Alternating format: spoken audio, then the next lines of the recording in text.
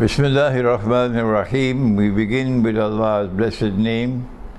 We praise Him and we glorify Him as He ought to be praised and glorified. And we pray for peace and for blessings on all His noble messengers, and in particular the last of them all, the blessed Prophet Muhammad sallallahu ta'ala alayhi wa sallam, as we greet you on this, the 4th day of the new month of Jumadil Akhirah, from my sitting room here in my native island of Trinidad in the Caribbean, with Assalamu alaikum wa rahmatullahi wa barakatuh. You'll have to forgive me that I need to keep on sipping all the time while I'm speaking, because I have a dryness in the mouth, and that's causing the smacking of the lips.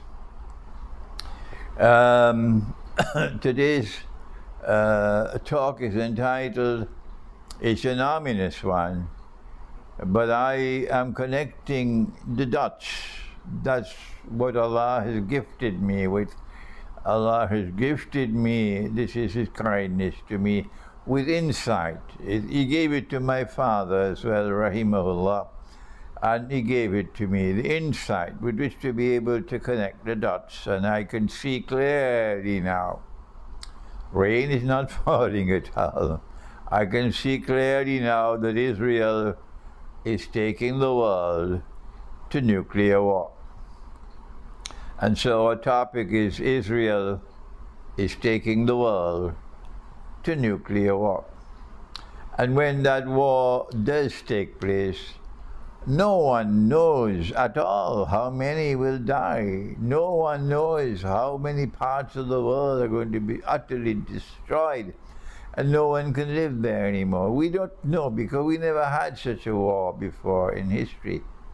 But what we do know is it would not be the end of mankind on earth, not at all, because our Islamic eschatology, excuse me, I have this cough still here with me, I'm trying to battle with it. Our Islamic eschatology tells me of many events which will occur after the Great War.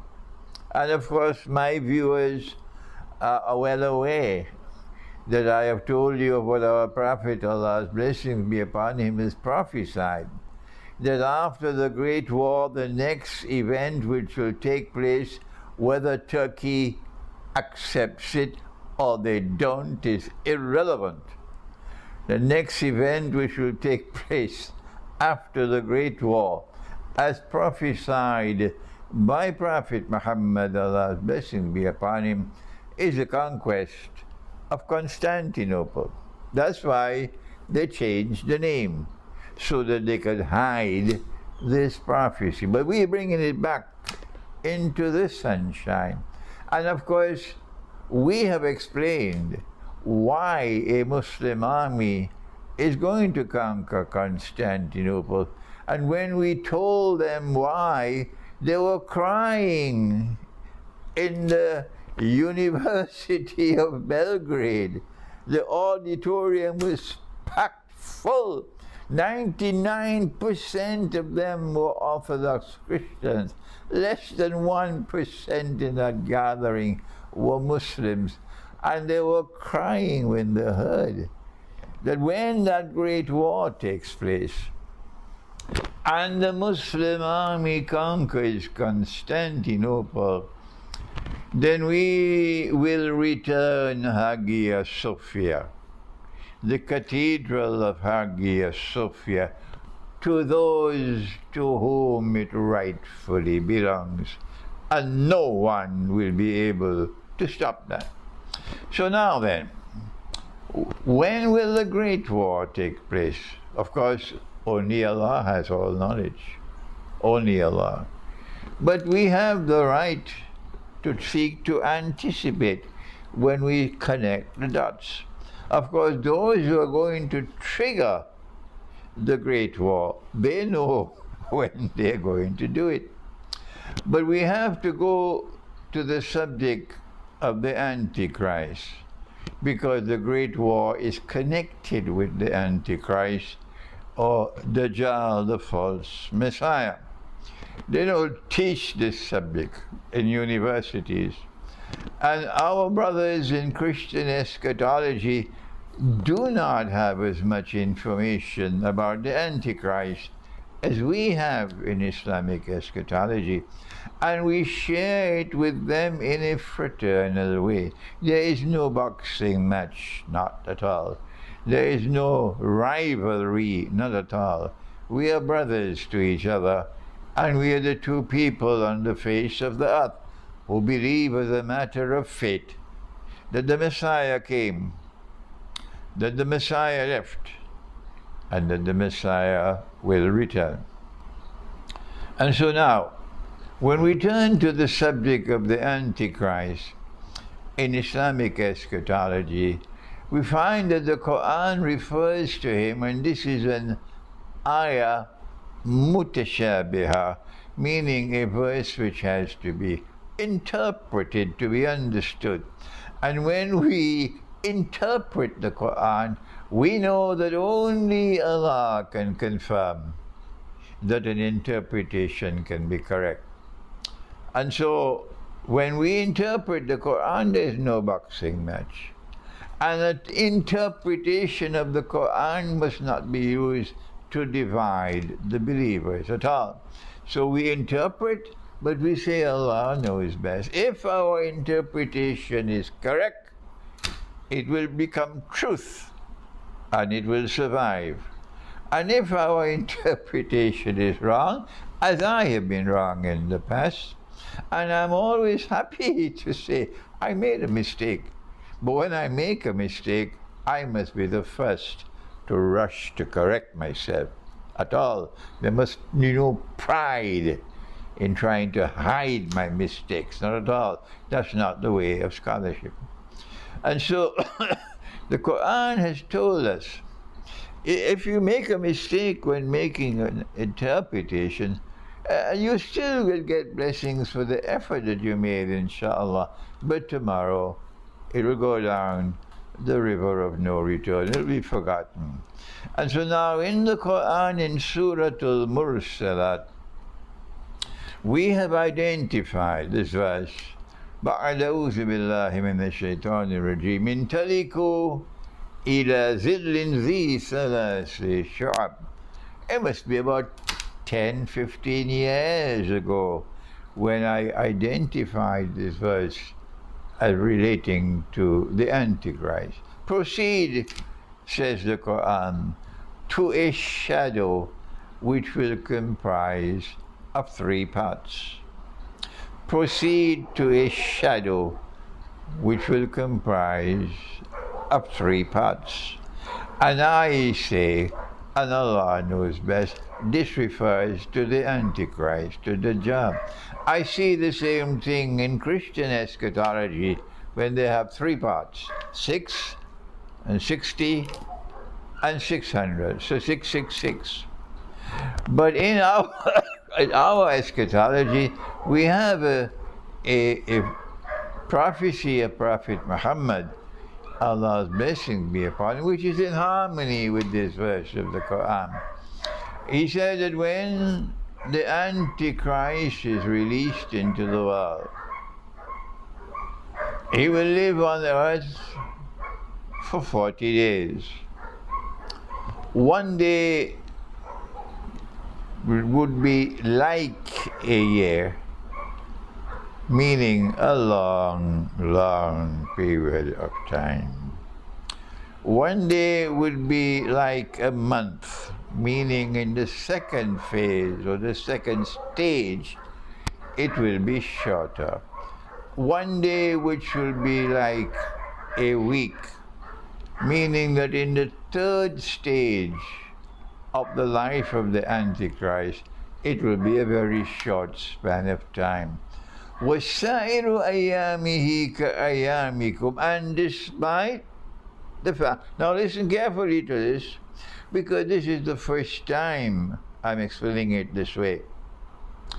Despite the fact that the first day is like a year, and the second day is like a month, and the third day is like a week. Yet all his days are like your days. This is the first time that I am explaining this hadith this way. Now then, when I write my book on Dajjal, the Quran and time, there will be more analysis on this hadith.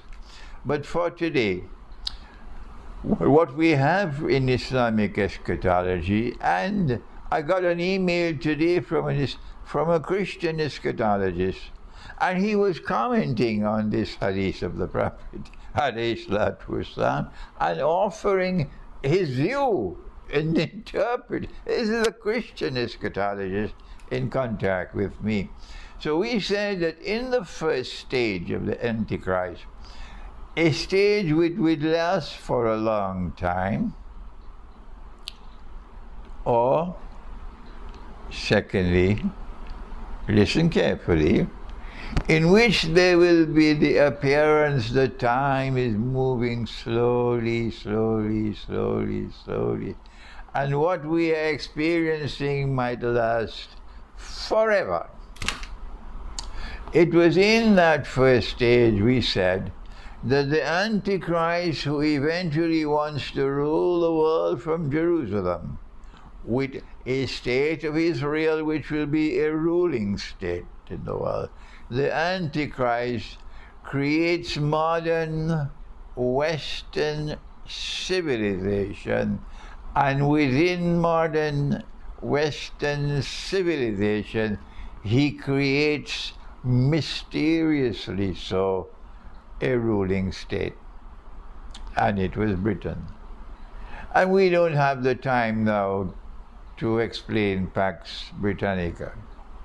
And then we said that in the second stage, the Antichrist gave to the world a Pax Americana, in which the United States of America replaced Britain as the second ruling state in the world in modern Western civilization.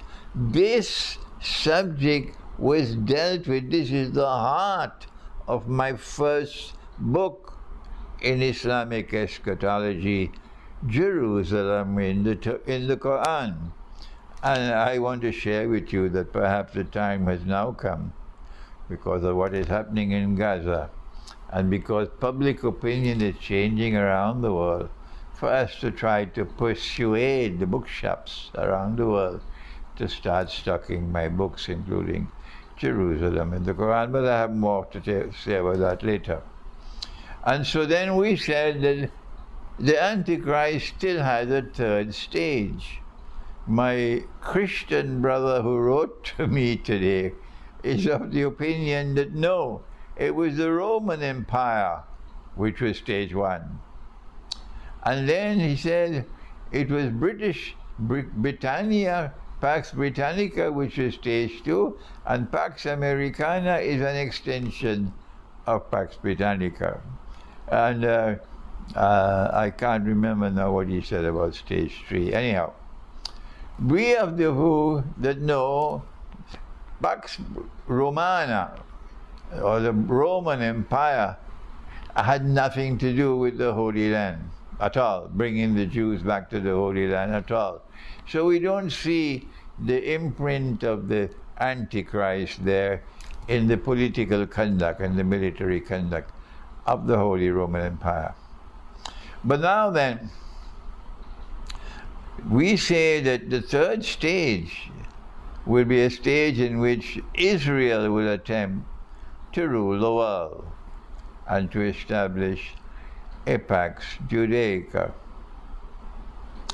And then the Antichrist would complete his 3 days before we see him in person, and he would be ruling the world from Jerusalem, and then he will declare, I am the Messiah.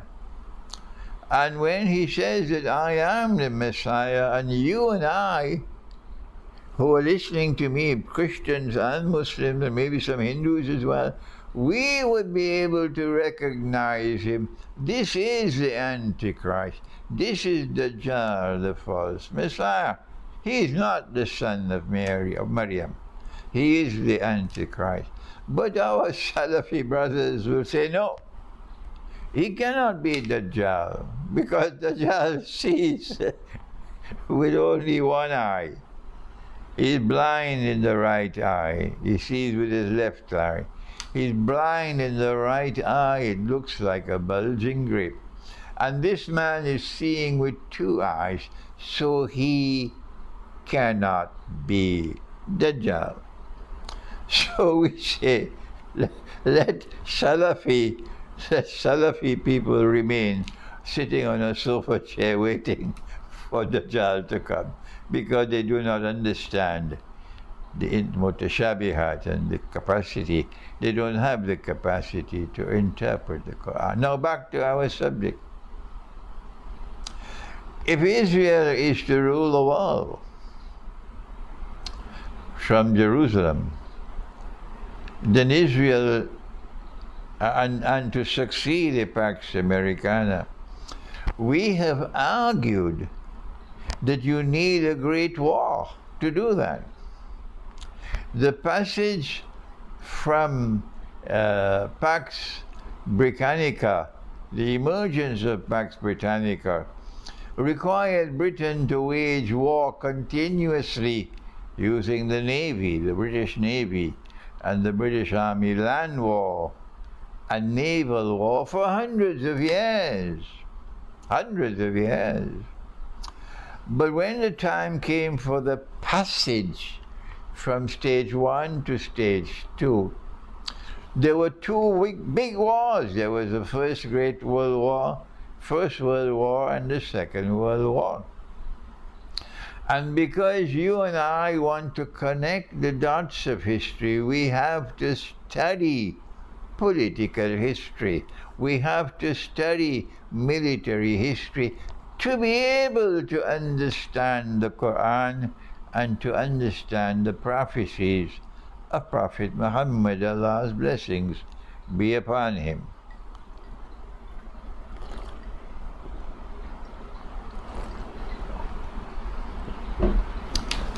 Our critics don't appear to have that interest. We saw that in the First World War, it was a false flag, an assassination of the Grand Duke Franz Ferdinand of Austria-Hungary, who was assassinated in Sarajevo in the summer of 1914. But on Judgment Day, we'll get the evidence that the gunman was not acting on his own, that there was a planning behind it. There were actors behind him who targeted the assassination of Franz Ferdinand, because they wanted to use this to have a domino effect, to bring about a war which they had planned. Oh yes, they had spent a long, long time planning the First World War, long in advance. And all that they needed was the bushfire with which to start it. And that was the role of the assassination of the Grand Duke Franz Ferdinand of Sarajevo. And then the First World War took place. And we notice in the First World War that Britain and France had approached Russia, and their purpose was to deceive Russia and take Russia for a ride. I chatted today for a long time on the phone with my dear friend Ken O'Keefe, and Ken might be listening to this lecture as well. And I explained to Ken, and he laughed. He laughed. I said, the Tsar Nicholas of Russia was a man who belonged to a family which had faith in the Lord God. They were pious Christians. But while he had faith in his heart, he didn't seem to have more than peanuts in his head. And so the British and the French were successful in deceiving Russia and establishing a triple alliance with Russia. They knew it was going to be a formidable fight. They knew that millions were going to die fighting Germany and fighting the Ottoman Empire, but because these were two massive military machines. And they didn't want Englishmen to take the brunt of the fighting, and they didn't want Frenchmen to die so many numbers on the battlefield. So they used Russia as their guinea pig. And so long as the war was prolonged, and Russia was suffering so many men being killed, and the Russian economy is in straits, difficulties, they were able to intervene and to win public opinion in Russia against the Shah. And so they attacked him with a sword both from the front and from the back. And they were able to bring about the Bolshevik Revolution. But this I'm sharing with you, as I did with Ken today, to show you how the planning took place for the First World War. And the First World War gave us a great step towards Pax Judaica, because they liberated the Holy Land from Ottoman rule, and they established a British mandate over Jerusalem and the Holy Land. And from 1917, 1918, and 1948, Britain presided over the return of Jews to the Holy Land, not Israelite Jews, who were scattered all over the world of Islam, Morocco and Iran and all these places. Not those Jews, but the others who were not a Semitic people at all. They were European people. These are the ones who were brought back to, not brought back, they're coming for the first time. European Jews were brought to the Holy Land. And then the state of Israel was established after the Second World War, in which again they deceived Hitler, and Germany made the mistake for the second time of attacking Russia. The first time they attacked Russia, it was through this Triple Alliance, and they deceived Russia, and Russia lost so many men in the First World War. But the second time it was Hitler who attacked Russia. And then after that, the State of Israel was established in 1948. And then these European Jews who now control Israel, these are the ones who by the hook or by the crook, mostly by the crook, brought all these other Jews who are Israelite Jews from Yemen, from Iran, from Morocco, from Egypt, from all over the world of Islam, where the Jews had lived for 2,000 years. We were only 1,400 years of the world of Islam. But they lived with us, and they lived with us in a harmonious state. They were not complaining. So there was no fighting, there was no enmity, there was no hatred between Muslims and Jews for all these years that the Jews were living within the world of Islam. They even lived in Constantinople, in the Ottoman Empire, and the Ottoman Empire protected them. But these Jews are now deceived and brought back to the Holy Land by the European state of Israel. And then you saw how the European state of Israel, using every trick in the book, every lie, every single act of oppression you could think of, is constantly expanding and taking control of a land which never belonged to them. Throwing out the people who lived in the land for more than 1,000 years. Throwing them out. They're living now in refugee camps. And so this Israel, from day one, is an oppressor.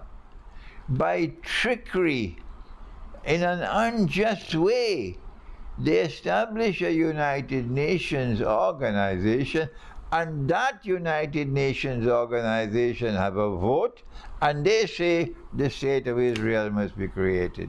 That's how it came into being. A United Nations organization which Europe created and which Europe controlled. And that United Nations organization created the state of Israel, taking away the land which belongs to the Christian and Muslim Palestinians, robbing them of their land in daylight robbery to create a new state in that land. And from that day to this day, that Israel has been oppressor. Now we have Jews responding to me on the internet and arguing with me, but they don't give their identity. They hide behind a pseudonym, cowards, and trying to argue with our view of Islamic eschatology. Let them come. We're happy to combat with them, to do intellectual combat with them on the internet. But I'm not going to share a platform with a Jew who supports the state of Israel. You can't have a friendly dialogue with me. Forget it. And so now, what has been happening is that in order for this Israel to replace the United States of America as the next ruling state in the world, so that the Antichrist would have his third stage of his mission, a day like a week. This Israel is prepared to trigger the Great War. Why? Number one, to substantially reduce the population of the world. And I am not the only voice speaking about this. No, there are so many others already saying the same thing, and they're not saying it from the perspective of Islamic eschatology at all. That there is a plan afoot to substantially reduce the population of the world. They might say, well, there are too many cockroaches in the world. We have to get rid of all of these cockroaches. We are the chosen people of the Lord God. But secondly, there are two major powers in the world now. There used to be the Soviet Union, and there used to be the Western Alliance. And then when the Soviet Union folded its tent and disappeared into the darkness of the night, then a Russia emerged, mysteriously so, which returned to Russia's Orthodox Christian heart. And once that happened, then China was the first in the world to have the insight and to have the political acumen to recognize that this Russia is not a rival to China. The previous Soviet Union was a rival to China, but this Russia is not a rival to China. Indeed, China came to the conclusion very rapidly that this Russia can be trusted while the West cannot be trusted. And so China reached out to this Russia after the Soviet Union was folded its tent and disappeared into the darkness of the night. And Russia responded to the Chinese initiative, and an alliance between Russia and China emerged. And this alliance became a formidable military and political and economic bloc in the world, rivaling the West, rivaling NATO. And now we see, in fact, that Russia is the greatest military power in the world today. But Israel wants a great war between these two giants, because Israel is calculating that a war, a nuclear war between the China-Russia alliance and NATO, will be a war of mutual destruction. And when these two major superpowers are destroyed, mutually destroyed in a nuclear war, and the population of the world is substantially reduced, that Israel will now have a chance to claim to be the new ruling state in the world. Nothing that I have said today is new to you. You knew this long ago. Those of you who have been listening to me, and those of you who have been thinking. But there are others, you know, they eat the biryani and go home to sleep. They're not concerned so much with the hunger for knowledge. And there are others who just discovered me, and they're probably hearing this for the first time. But there are so many of you who already know this. Now then, what is now happening, the connecting the dots, is that although the Great War has not as yet taken place, Israel knew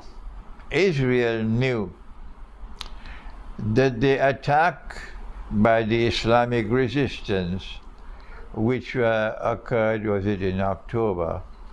Was it October? Yeah. That Israel knew it was coming.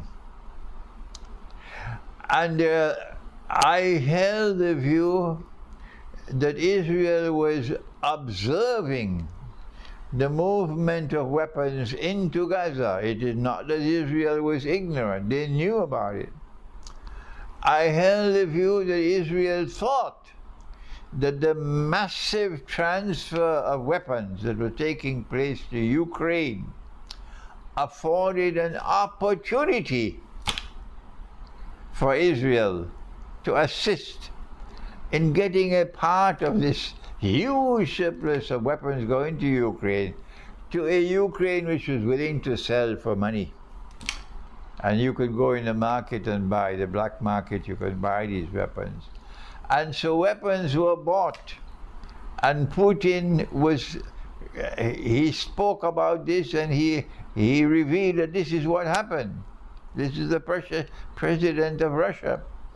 That these weapons which were intended for Ukraine were sold in the black market, and they reached Gaza. And Israel knew how they reached Gaza. So Israel was aware that this attack was coming. On Judgment Day, the evidence will be there that I am absolutely correct in my analysis. On Judgment Day, you'll see it. But we don't have to wait for Judgment Day, because there are many people around the world who already agree with me that Israel had a knowledge that the attack was coming. Why did Israel allow the attack to take place? Notice I never used the Arabic acronym for the Islamic resistance. That Arabic acronym that I never mentioned actually means in English the Islamic resistance. That's what it means. So I prefer to use the term the Islamic resistance, which is in contrast to the secular nationalist Palestinian resistance of the PLO, which was headed by Yasser Arafat. That's a secular resistance, and this is the Islamic resistance. And so when the Islamic resistance emerged, of obviously, these are the terrorists, these are the terrorists, these are the terrorists. And the secular resistance, oh no, they're the good guys now. It's so funny. So I don't use the Arabic acronym. I call it the Islamic resistance.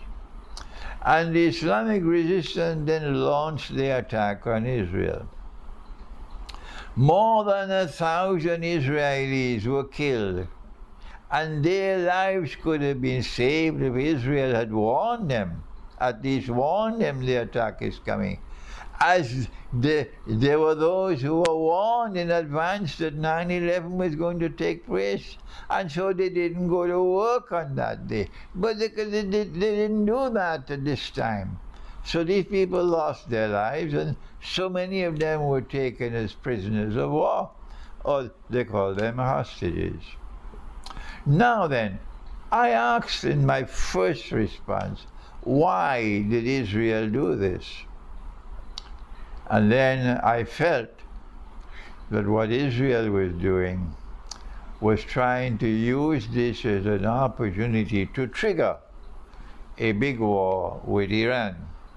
This was my first impression, and that Israel will try to provoke Hezbollah to become a party to the war, and once Hezbollah enters the war, then the road will be clear to Iran, and Israel's target was Iran.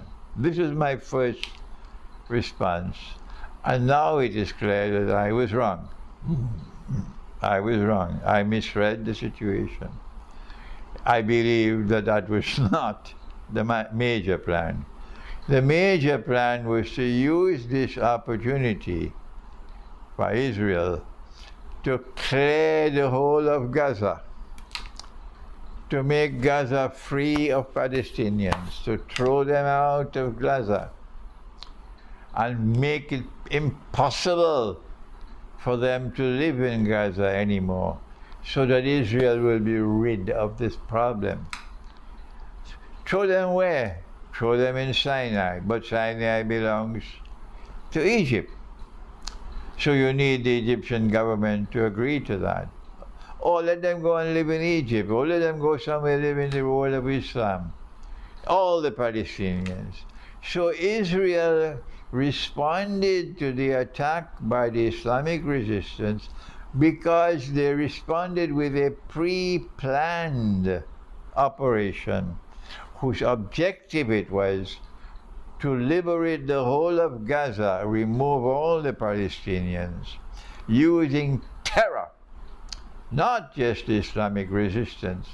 The fact is, every Muslim and every Christian in Gaza is a threat to Israel.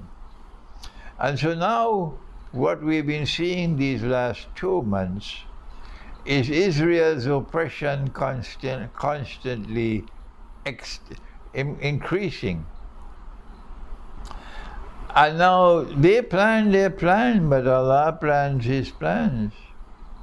And in the same way that look at what happened with the Soviet Union, which was an evil state, an atheist state, oppressing the Christians, oppressing the Muslims, oppressing the religious way of life, and yet the Soviet Union was able to transform Russia overnight into a highly scientific and technologically advanced country, willing and capable to become a formidable, the most powerful military force in the world. So too, it seems to me as though Allah's plan is at work in Gaza, that the more that Israel attacks Gaza, the greater the injustice, the more that Israel becomes isolated in the world. Most of mankind today, despite the fact that the media around the world has always been used for propaganda in favor of the Western world and in favor of Israel, despite all of that propaganda, all these decades, today public opinion around the world is moving more and more in favor of the oppressed Palestinians and against Israel. And if you look at the voting in the United Nations Security Council and in the United Nations General Assembly, I believe there was a resolution today. I don't know what has happened in the Security Council today, but the last time the Security Council voted, it was the United States which cast the solitary vote, only one country in the world, in support of Israel. But because the United States is a permanent member of the Security Council, it had a veto power. But now today, I don't know what happened today. It's possible that the United States must have voted in favor of a resolution asking Israel to stop the fighting, to have a pause in the fighting. When you go to the General Assembly of the United Nations, we see that 150-something countries around the world adopted a resolution asking Israel to stop. And only 10 voted in favor of Israel. The 10 were United States, and the other 9, I can't remember the name because they're so unimportant. And so I'm concluding this talk by saying to you that Israel is becoming more and more isolated in the world.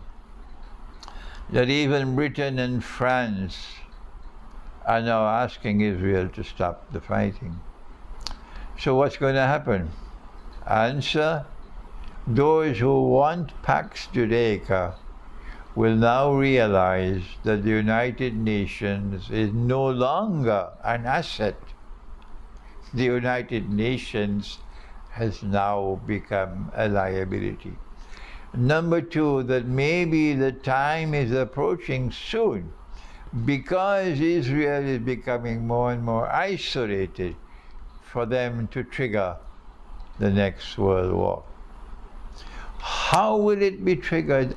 I don't know, but it's going to be a false flag. But when it is triggered, I believe it'll take Russia by surprise. It will take China by surprise, and it probably will also take NATO by surprise. Because it is not NATO, it is not China, it is not Russia who wants the Great War, the nuclear war. It is Pax Judaica. Those who want Pax Judaica, they are the ones who will trigger off the Great War. And I am recording this video because of my connecting the dots, and because I have a duty as your brother, studying Islamic eschatology while the others are eating their biryani and couscous and going home and sleeping. I have a duty to you to share with you my analysis when I connect the dots that Israel is now taking mankind to the nuclear war. Thank you. Wassalamu alaikum wa rahmatullahi wa barakatuh.